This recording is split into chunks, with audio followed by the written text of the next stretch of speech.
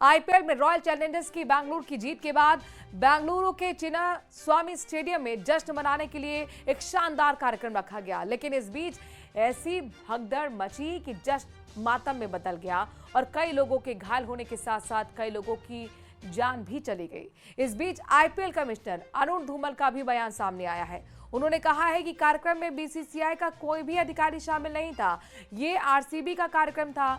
मृतकों के परिवारजनों के साथ मेरी पूरी संवेदनाएं हैं।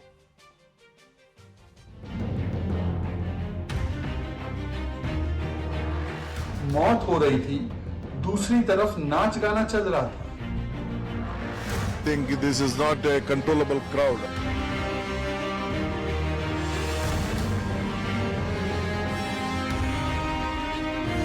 रॉयल चैलेंजर्स बेंगलौर ने मंगलवार को आईपीएल 2025 के फाइनल मुकाबले में पंजाब को हराकर ट्रॉफी जीती है। इसके बाद बुधवार को बेंगलुरु के चिन्नास्वामी स्टेडियम में आरसीबी की इस जीत के जश्न का आयोजन किया गया था। हालांकि स्टेडियम के बाहर बड़ी संख्या में क्रिकेट प्रेमियों के जुटने के बाद अफरा तफरी या भगदड़ जैसी स्थिति बन गई। इस घटना में कई लोगों की मौत हो गई है और बड़ी संख्या में लोग घायल भी हुए हैं। राज्य में विपक्षी दल भाजपा ने सरकार पर अव्यवस्था के आरोप लगाए हैं। वहीं अब कर्नाटक के deputy CM DK Shivakumar ने भी इस घटना को लेकर पहला बयान जारी किया है। प्रोत्साहित हत्या है, ये स्टेट स्पॉन्सर्ड क्रिमिनल नेग्लिजेंस और स्टेट स्पॉन्सर्ड मर्डर की वजह से हुआ है। इतनी भीड़ उमड़ेगी ये सबको पता था। 18 वर्ष बाद जश्न का ये माहौल था। कहां थी इंतजाम, कहां थी पुलिस की बंदोबस्त? और एक तरफ तो लोगों की मौत हो रही थी, दूसरी तरफ नाच गाना चल रहा था, जश्न चलता रहा।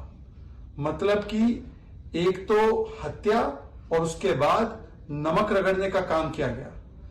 I think this is not a controllable crowd. Actually, I apologize for all the people of Karnataka and Bangalore. We wanted to give a procession, but the crowd was very uncontrollable.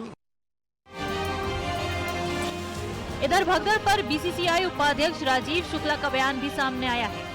उन्होंने इस पूरी घटना को दुखद बताते हुए BCCI के लिए बहुत बड़ा सबक बताया और मृतकों के परिवार की हर संभव मदद की बात कही।